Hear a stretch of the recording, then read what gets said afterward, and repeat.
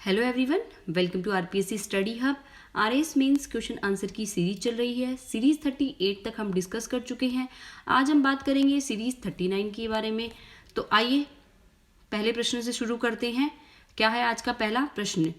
आज का पहला प्रश्न आपको स्क्रीन पर दिख रहा होगा। पहला प्रश्न है जेंटलमैन एग्रीमेंट क्या है? ये 20 वर्ड्स में और 50 वर्ड्स यानी 2 नंबर में और 5 नंबर दोनों में पूछा जा सकता है। जेंटलमैन एग्रीमेंट काफ़ी इंपॉर्टेंट प्रश्न है। राजस्थान की हिस्ट्री से प्रश्न है, पेपर फर्स्ट से रिलेटेड है। तो आइए देखते हैं उत्तर कैसे लिखेंगे हम। जयपुर प्रजामंडल के अध्यक्ष हीरालाल शास्त्री एवं प्रधानमंत्री सर मिर्जा इस्माइल के मध्य 1942 में ये एग्रीमेंट हुआ था। तो 1942 में एग्रीमेंट हुआ था, तो आप रिलेट कर सकते हैं कि भारतीय जो इतिहास है उसमें कौन सी घटना जो ये हुई है 1942 में। तो इंपॉर्टेंट घटना है भारत छोड़ो आंदोलन। तो भारत छोड़ो आंदोलन से इसका लिंक है, ये याद रखिएगा। क्या लिंक है वो आगे हम बात करते हैं। इसमें शर्त ये रखी गई थी, महाराजा ने राजकाज में जनता को शामिल करने की अपनी नीति का उल्लेख भी किया इसमें एक तो। इसके अलावा इसका परिणाम क्या हुआ? परिणाम ये हुआ कि प्रजामंडल संतुष्ट हुआ और भारत छोड़ो आंदोलन में भाग लिया। यानी जेंटलमैन एग्रीमेंट से क्या हुआ? भारत छोड़ो आंदोलन में भाग लेने राजस्थान ने भाग लिया था। और राजस्थान में भी किसने? जयपुर प्रजामंडल ने भाग लिया था। उसका भी रिलेशन हम ये बता सकते हैं कि जैसे जेंटलमैन एग्रीमेंट हुआ था तब क्या हुआ था? जयपुर प्रजामंडल के अध्यक्ष थे हीरालाल शास्त्री और मिर्जा इस्माइल के बीच में ये हो गया था। तो उससे जयपुर प्रजामंडल के सदस्यों ने भारत छोड़ो आंदोलन में भाग लिया। लेकिन भारत छोड़ो आंदोलन में भाग लेने का रीज़न ये था कि जयपुर प्रजामंडल से ही टूटकर जो है एक बना था आज़ाद मोर्चा, उसी का भाग था एक आज़ाद मोर्चा। तो आज़ाद मोर्चा जो है उसने भाग लिया था। तो उसी ने क्या किया था? भारत छोड़ो आंदोलन में भूमिका निभाई थी महत्वपूर्ण। लेकिन जेंटलमैन एग्रीमेंट के आधार पर ये हुआ था कि राजकाज में प्लस में प्रजामंडल में और भारत छोड़ो आंदोलन में जो है जयपुर प्रजामंडल शामिल होगी। और लगभग जवाहरलाल नेहरू ने 1945 में जवाहरलाल नेहरू की जो नीति थी उसके अकॉर्डिंग आज़ाद मोर्चा बाद में जयपुर प्रजामंडल में कुछ विलय भी हो जाता है। उसके बाद एक बार टूटता है और वापस उसी में विलय हो जाता है जयपुर प्रजामंडल में आज़ाद मोर्चा।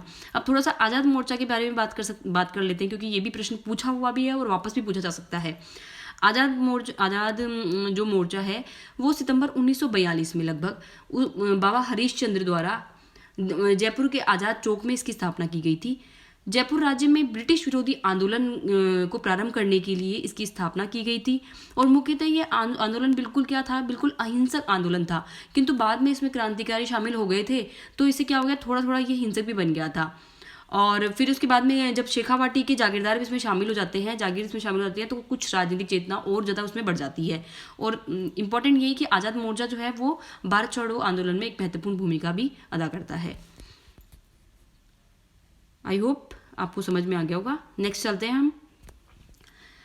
पणा चित्रण का वर्णन कीजिए।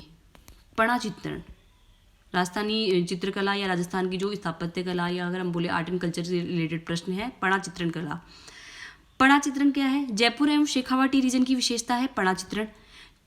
इसमें क्या होता है? प्रक्रिया क्या है? ताजा प्लस्तर पर की गई नव दीवार पर चूना निर्मित रंगों द्वारा चित्र बनाए जाते हैं। अब क्या होता है? बिल्कुल गीली दीवार होती है, एकदम ताजा प्लस्तर करी हुई दीवार होती है, तो उस पर एक नई दीवार हो गई, तो उस पर क्या करते हैं?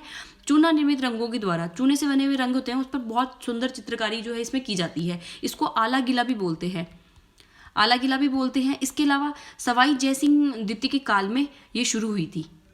सवाई जयसिंह द्वितीय के काल में पणा चित्रकला जयपुर और शेखावाटी देश में शुरू हुई थी। इसके अलावा इसकी विशेषता ये है कि इसको फ्रेस्को बुनो, आला गीला, मोरकजी चित्र भी इसको बोला जाता है।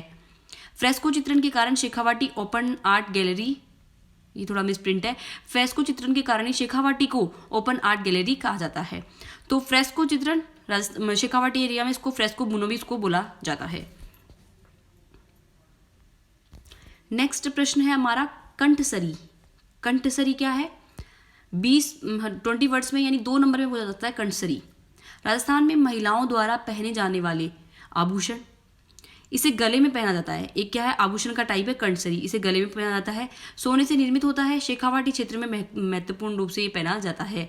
तो ये प्री के अकॉर्डिंग भी इंपॉर्टेंट है। प्री में जो फैक्चुअल क्वेश्चन आते हैं कि तथ्य ये सही है, ये सही है, 4 लाइन देकर, तो उसमें पूछा जाता है कि ये आभूषण है, सोने से निर्मित है, शेखावाटी चित्र है, तो शेखावाटी रीजन को चेंज करके दे सकता है कि 1-2 कथन सही है, तीसरा गलत है, ऐसा कुछ देकर भी ये पूछा जा सकता है। नेक्स्ट हम बात करते हैं हरकेली संस्कृत नाटक की विषय वस्तु पर टिप्पणी कीजिए। हरकेली संस्कृत नाटक काफ़ी इंपॉर्टेंट है, काफ़ी फेमस भी है। ये 20 वर्ड्स में पूछा जा सकता है, वही 2 नंबर में पूछा जा सकता है। हरकेली संस्कृत नाटक केवल इतना भी लिखा सकता है। तो अगर हरकेली संस्कृत नाटक इतना ही लिखा है तो विषय वस्तु तो आपको तब भी लिख कर आनी है। अगर विषय वस्तु के बारे में नहीं पूछे तब भी लिख कर आनी है। आंसर किस तरह से लिखेंगे? अजमेर के चौहान राजा विग्रहराज चतुर्थ, विग्रहराज फोर्थ जो थे, बिसल देव भी जिनको बोला जाता है, बिसल देव रासो, इनके ऊपर लिखा गया है। तो अजमेर के चौहान राजा जो विग्रहराज चतुर्थ है, ये हरकेली संस्कृत नाटक, संस्कृत में ये नाटक है, या केवल हरकेली नाटक भी लिखा हुआ आ सकता है जो कि संस्कृत में लिखा गया है। अब इसमें विषय वस्तु क्या है? विषय वस्तु ये है शिव पार्वती के प्रेम एवं कार्तिकेय के जन्म की कथा भारवी के किरातु अर्जुनियम ग्रंथ पर आधारित है। जो भारवी का किरातु अर्जुनियम है उस ग्रंथ पर आधारित है। उसमें शिव पार्वती का प्रेम और कार्तिकेय के जन्म से रिलेटेड जो बातें जो है, कथा जो है, वो इसमें बताई गई है। तो ये विषय वस्तु इसकी हो गई है। इसके अलावा लेखक जो है वो राजा है विग्रहराज चौहान, अजमेर के चौहान राजा हैं विग्रहराज चतुर्थ। आई होप आज के प्रश्न आपको अच्छे लगे होंगे। So thank you for watching this video.